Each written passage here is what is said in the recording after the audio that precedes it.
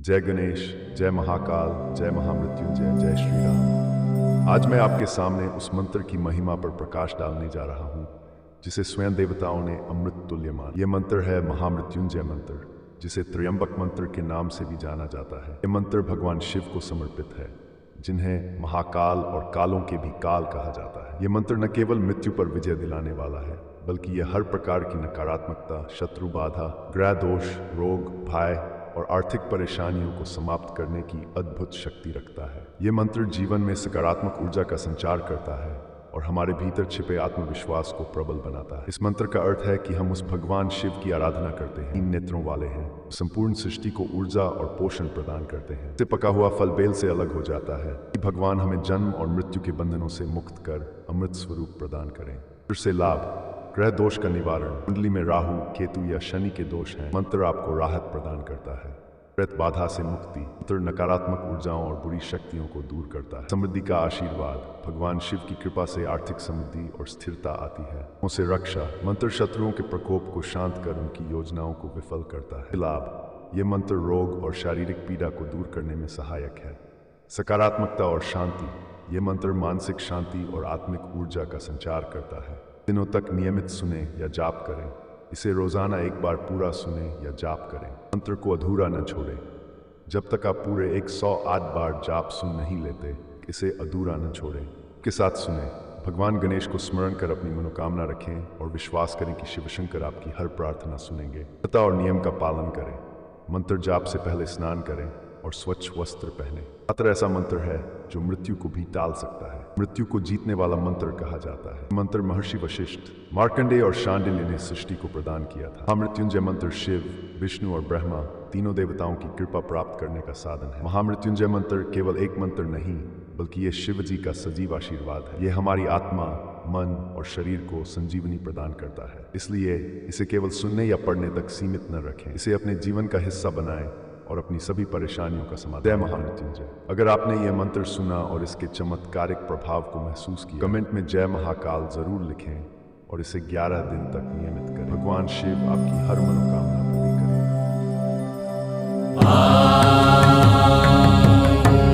त्र्यंबकं यजामहे सुगन्धिं पुष्टिवर्धनम् उर्वारुकमिव बन्धनान्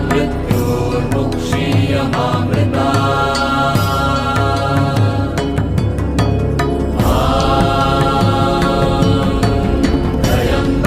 यजामहे सुगन्धिं पुष्टिवर्धनम् उर्वारुकमिव बन्धनान्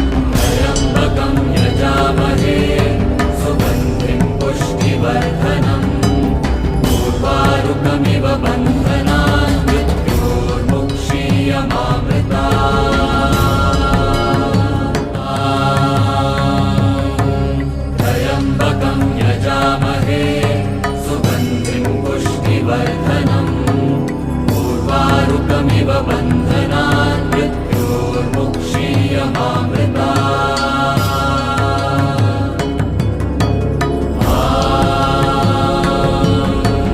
त्र्यम्बकं यजामहे सुगन्धिं पुष्टिवर्धनम् उर्वारुकमिव बन्धनान्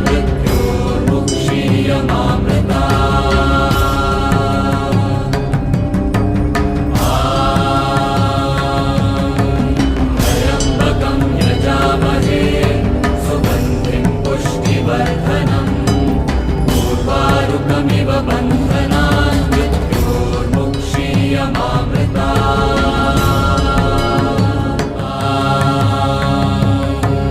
त्र्यम्बकं यजामहे सुगन्धिं पुष्टिवर्धनम् उर्वारुकमिव बन्धनान्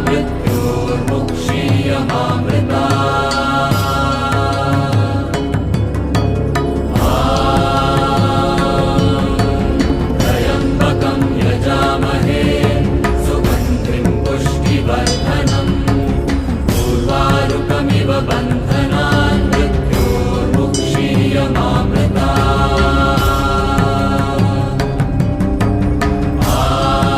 त्र्यम्बकं यजामहे सुगन्धिं पुष्टिवर्धनम् उर्वारुकमिव बन्धनान्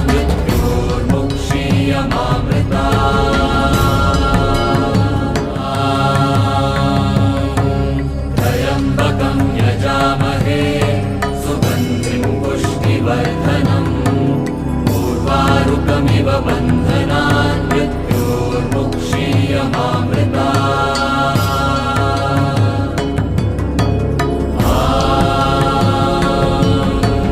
त्र्यम्बकं यजामहे सुगन्धिं पुष्टिवर्धनम् उर्वारुकमिव बन्धनान्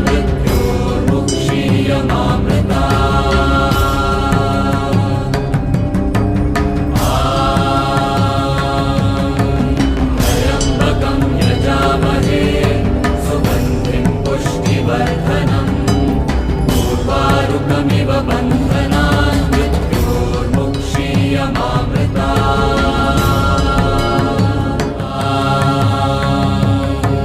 त्र्यम्बकं यजामहे सुगन्धिं पुष्टिवर्धनम् उर्वारुकमिव बन्धनान्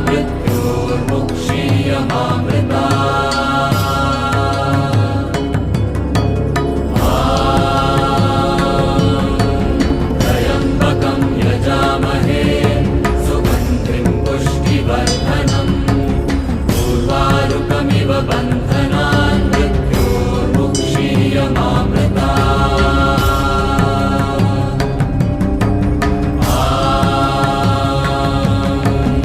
त्र्यम्बकं यजामहे सुगन्धिं पुष्टिवर्धनम् उर्वारुकमिव बन्धनान्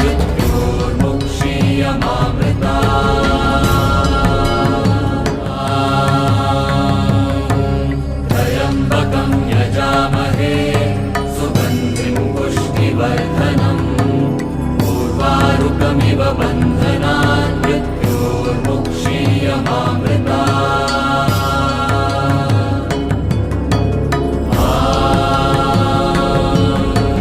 त्र्यम्बकं यजामहे सुगन्धिं पुष्टिवर्धनम् उर्वारुकमिव बन्धनान्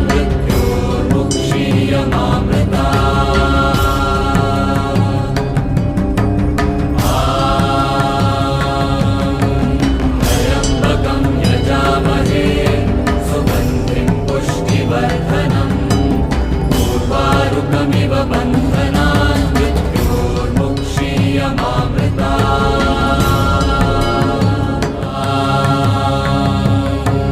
त्र्यम्बकं यजामहे सुगन्धिं पुष्टिवर्धनम् उर्वारुकमिव बन्धनान्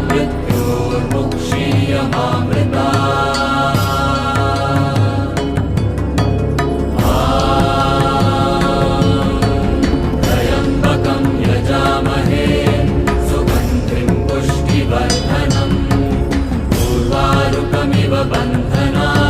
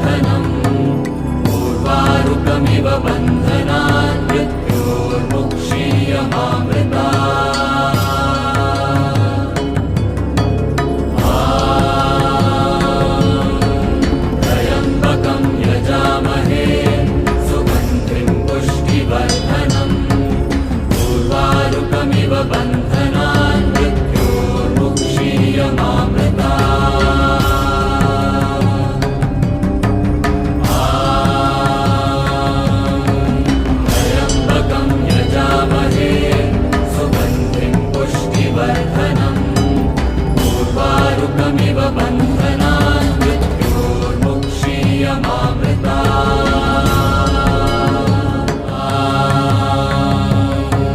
त्र्यम्बकं यजामहे सुगन्धिं पुष्टिवर्धनम् उर्वारुकमिव बन्धनान् मृत्योर्मुक्षीयमामृता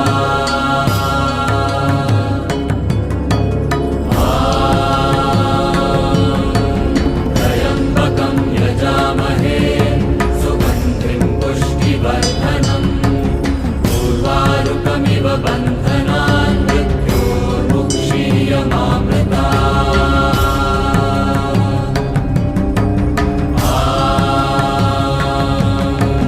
त्र्यम्बकं यजामहे सुगन्धिं पुष्टिवर्धनम् उर्वारुकमिव बन्धनान् मृत्योर्मुक्षीयमामृता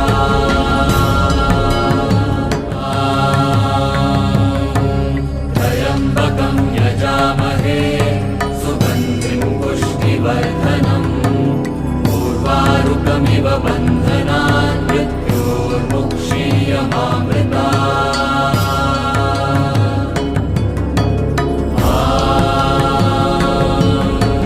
त्र्यम्बकं यजामहे सुगन्धिं पुष्टिवर्धनम् उर्वारुकमिव बन्धनान् मृत्योर्मुक्षीयमामृता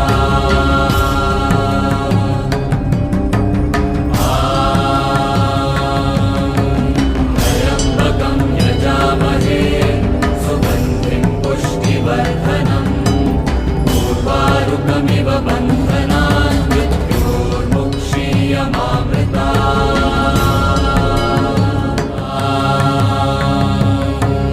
त्र्यम्बकं यजामहे सुगन्धिं पुष्टिवर्धनम् उर्वारुकमिव बन्धनान् मृत्योर्मुक्षीयमामृता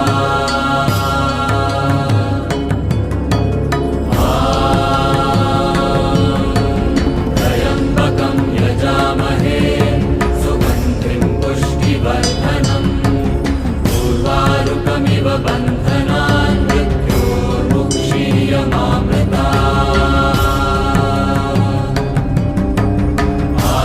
त्र्यम्बकं यजामहे सुगन्धिं पुष्टिवर्धनम् उर्वारुकमिव बन्धनान् मृत्योर्मुक्षीयमामृता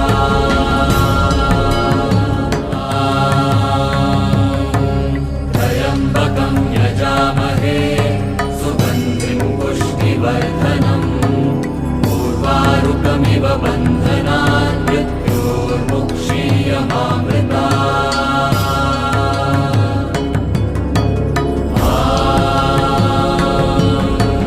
त्र्यम्बकं यजामहे सुगन्धिं पुष्टिवर्धनम् उर्वारुकमिव बन्धनान् मृत्योर्मुक्षीयमामृता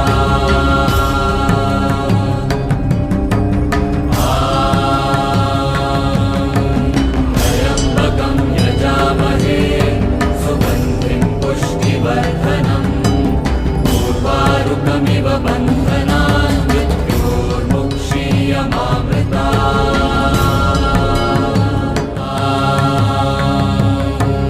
त्र्यम्बकं यजामहे सुगन्धिं पुष्टिवर्धनम् उर्वारुकमिव बन्धनान् मृत्योर्मुक्षीयमामृता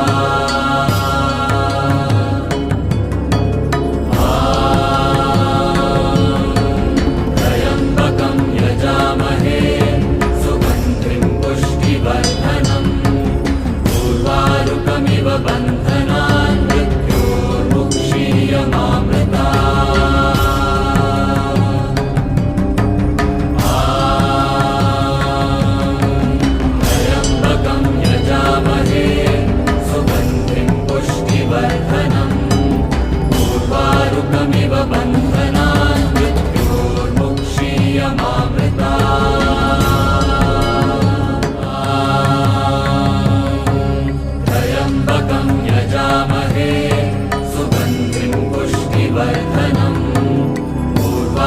उर्वारुकमिव बन्धनान् मृत्योर्मुक्षीयमामृतात्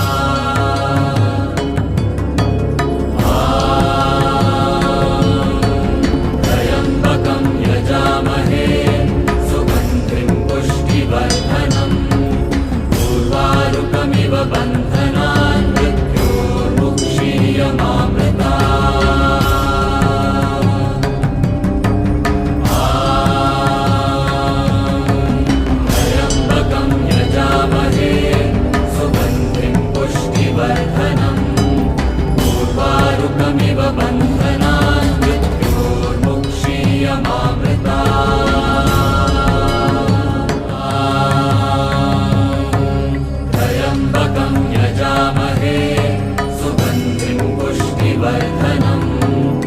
उर्वारुकमिव बन्धनान्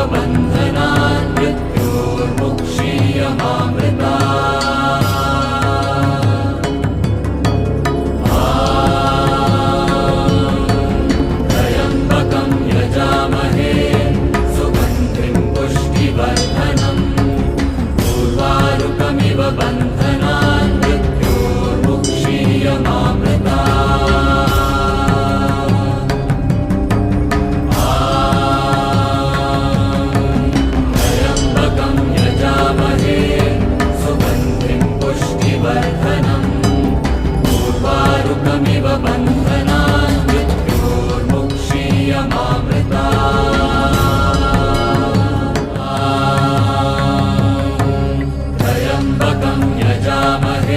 सुगन्धिं पुष्टिवर्धनम् उर्वारुकमिव बन्धनान्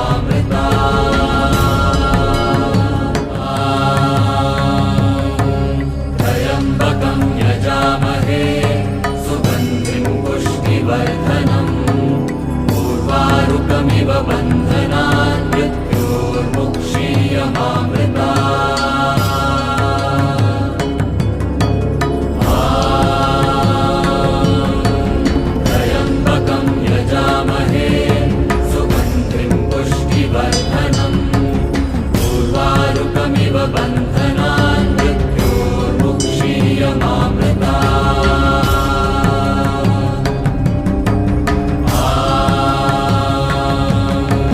त्र्यम्बकं यजामहे सुगन्धिं पुष्टिवर्धनम् उर्वारुकमिव बन्धनान् मृत्योर्मुक्षीयमामृतात् त्र्यम्बकं यजामहे सुगन्धिं पुष्टिवर्धनम् उर्वारुकमिव बन्धनान्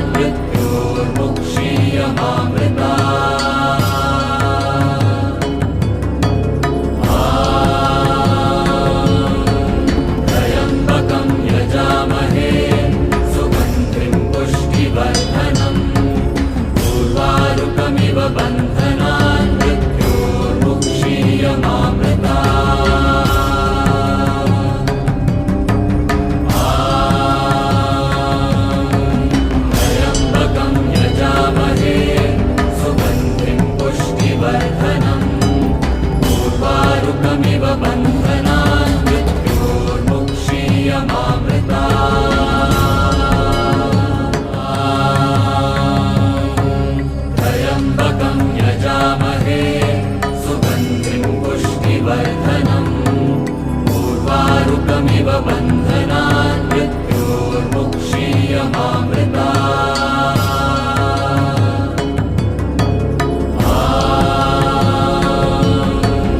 त्र्यम्बकं यजामहे सुगन्धिं पुष्टिवर्धनम्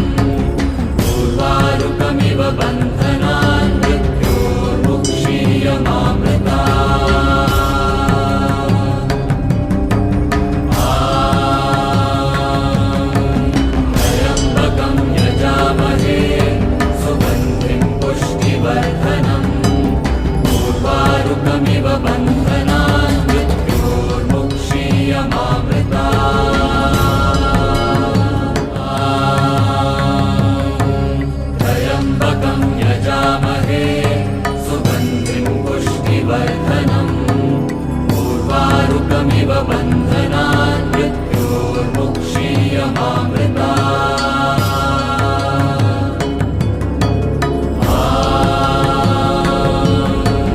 त्र्यम्बकं यजामहे सुगन्धिं पुष्टिवर्धनम् उर्वारुकमिव बन्धनान् मृत्योर्मुक्षीयमामृतात्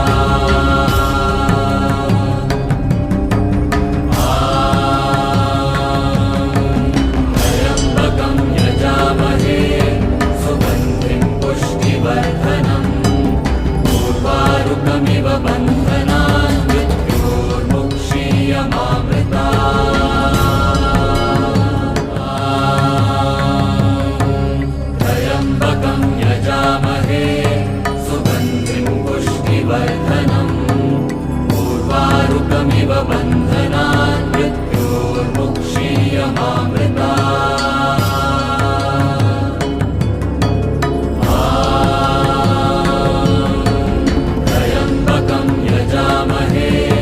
सुगन्धिं पुष्टिवर्धनम् उर्वारुकमिव बन्धनान्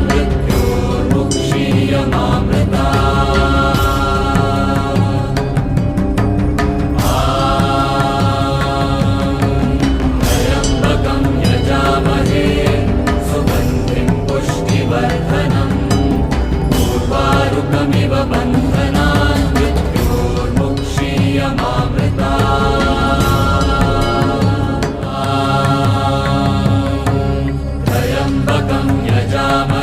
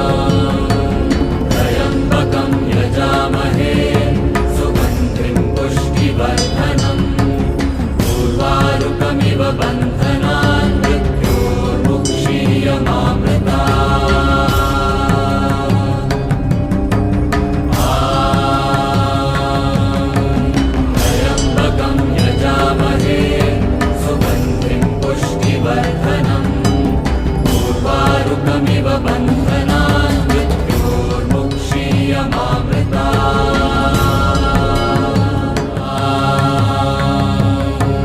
त्र्यम्बकं यजामहे सुगन्धिं पुष्टिवर्धनम् उर्वारुकमिव बन्धनान् मृत्योर्मुक्षीयमामृतात्